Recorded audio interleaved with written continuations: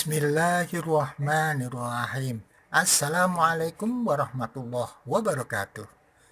Inilah highlight inti dari video kali ini. Allahumma sholli ala sayyidina Muhammad.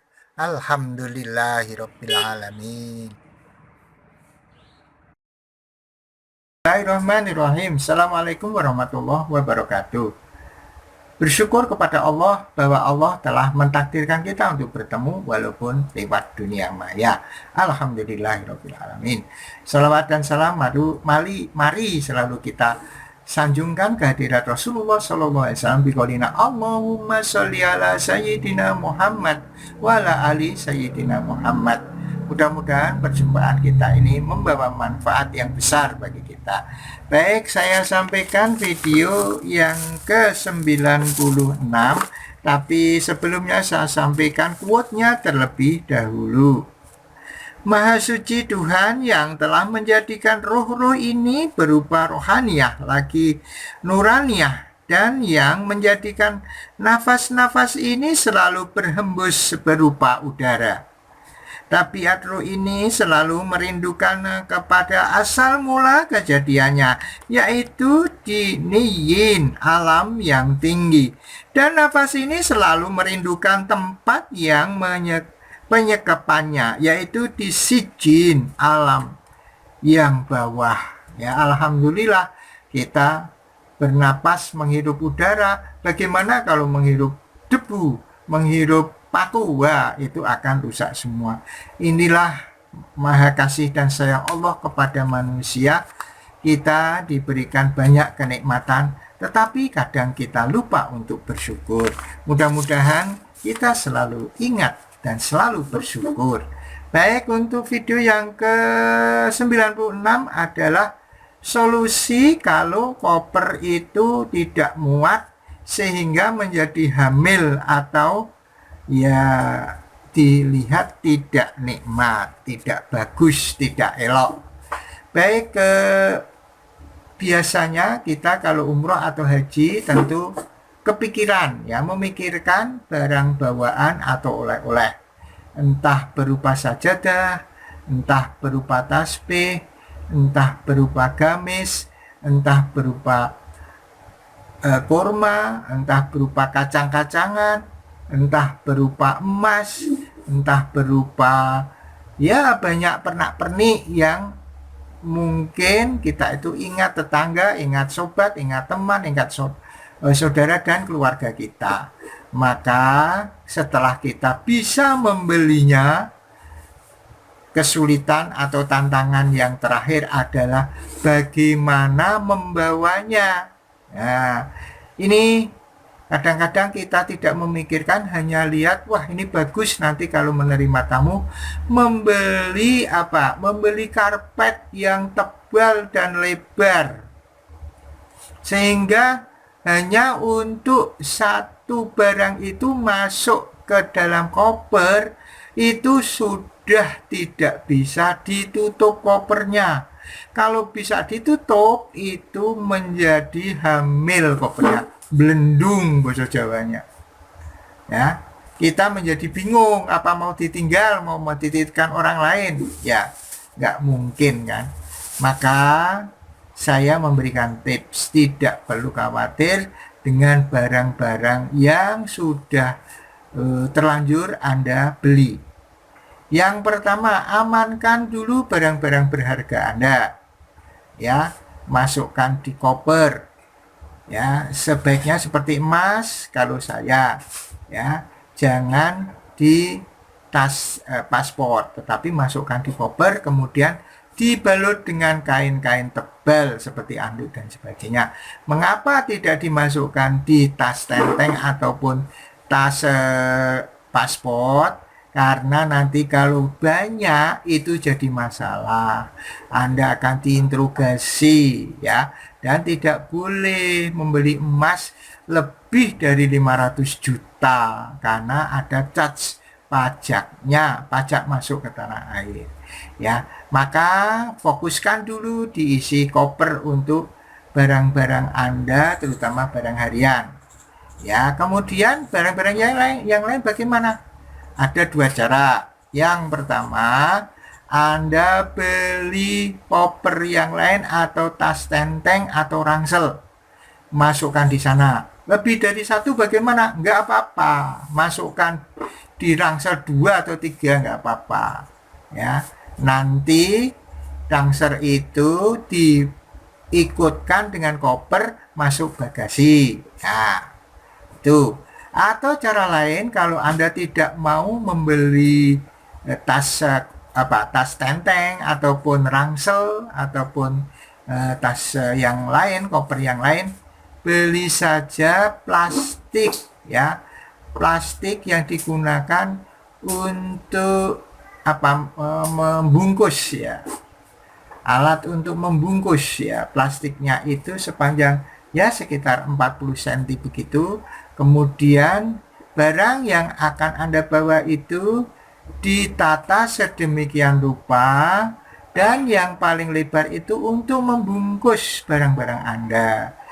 Kemudian yang paling luar itu kemudian di-packing, ya, di-pack, ya, dengan kertas ataupun plastik. Untuk Anda beli di depan hotel, banyak itu kios-kios ada yang menjual plastik untuk packing, ya, itu Anda gulungkan, Anda lipatkan sampai ya kuat begitu, kemudian nanti diikutkan di bagasi, ya. Jadi sekali lagi, apa maksud saya mengunggah ini? Agar Anda tidak panik ketika nanti mau membawa barang-barang yang melebihi bukan timbangannya saja, mungkin melebihi kapasitas koper, ya. Jadi caranya seperti tadi, beli koper ataupun tas yang lain, masukkan barang Anda, kemudian nanti diikutkan koper utama masuk bagasi. Kemudian kalau toh tidak mau membeli tas, ya di plastik packing, ya, nanti Anda pack sendiri, kemudian nanti juga diikutkan di di bagasi pesawat, ya. Saya kira itu mudah-mudahan bermanfaat. Segala yang tidak baik tidak usah dipakai, yang baik silakan dipakai. Itu semua datangnya dari Allah, semoga bermanfaat. Dan yang tidak baik saya mohon maaf sebesar-besarnya. Subhanakallahumma wa bihamdika asyhadu an la ilaha illa anta astaghfiruka wa atubu ilaik. Assalamualaikum warahmatullahi wabarakatuh. Bismillahirrahmanirrahim. Assalamualaikum warahmatullahi wabarakatuh. Bismillah, alhamdulillah, la haula wa la quwata illa billah. Alhamdulillah kita bisa berjumpa walaupun lewat dunia maya. Salawat dan salam marilah selalu kita sanjungkan kehadirat Rasulullah Sallallahu Alaihi Wasallam, Rasul pilihan Allah yang telah membawa kita minadul mati ilan nur, dari alam kegelapan menuju alam terang benderang. Mari kita awali dengan bacaan basmalah. Bismillahirrahmanirrahim. Kita tahu bahwa semua umat Islam tentu mau melihat atau mengunjungi tanah suci untuk berziarah, ya, ke makom Rasulullah SAW, dan juga untuk melaksanakan rukun Islam yang kelima, yaitu ibadah haji. Kita semua yakin dan percaya bahwa tanah suci merupakan anugerah bagi Allah untuk manusia, di mana merupakan satu wahana, ya, pertemuan umat Islam seluruh dunia saat itu. Kita semua tentu akan ingin sekali mengikuti kegiatan itu berupa haji. Kalau toh tidak haji karena terlalu lama untuk menunggunya, mungkin kita bisa berumroh, ya. Kemudian kita juga tahu bahwa tanah suci ini banyak keajaiban di sana, banyak hal-hal yang di luar nalar begitu, tetapi itu semua adalah atas izin Allah Subhanahu wa Ta'ala. Oleh karena itu, kesempatan ini saya akan menyampaikan beberapa kisah, beberapa hal yang terjadi yang merupakan keajaiban dan hal-hal yang menarik yang terjadi di tanah suci, yang merupakan testimoni dari apa yang saya alami dan juga dari referensi yang pernah saya dengar, saya baca, kemudian saya ulang kembali untuk menceritakan di sini. Tentu saja ini masih banyak kekurangan, ya tidak seindah apabila Anda bisa berkunjung ke Tanah Suci sendiri. Tapi setidaknya mudah-mudahan memberikan motivasi akan kerinduan kita, terutama bagi yang belum pernah, yang sudah pernah ke sana pun sangat rindu ya untuk bisa hadir di Tanah Suci kembali. Ya, yang saya hormati para pirsawan semuanya. Jadi tujuan saya untuk mengunggah ini adalah untuk membunuh lupa, biar waktu yang ada pada diri saya setelah pensiun ini masih memiliki manfaat bagi orang lain, sehingga saya membuat konten ini. Kemudian saya juga ingin memiliki satu jejak digital yang mudah-mudahan nanti setelah saya meninggal bisa diputar kembali dan bisa bermanfaat bagi orang lain. Yang ketiga, saya bertujuan untuk meningkatkan keimanan untuk saudara-saudara semua, juga untuk diri saya sepanjang masih hidup ini. Mudah-mudahan iman kita tetap meningkat ya. Sebagaimana Allah berfirman, A'udzubillahi minasyaitonirrajim. Bismillahirrahmanirrahim. Ya ayyuhalladzina amanu taqullaha haqqa tuqatih wa la tamutunna illa wa antum muslimun. Ya ayyuhalladzina amanu, wahai orang-orang yang beriman, ittaqillah, mari kita tingkatkan ketakwaan kita kepada Allah.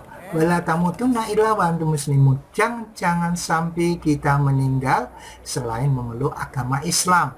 Kita pertahankan keimanan kita, kita pertahankan keislaman kita, tidak hanya untuk diri kita, sampai anak cucu kita.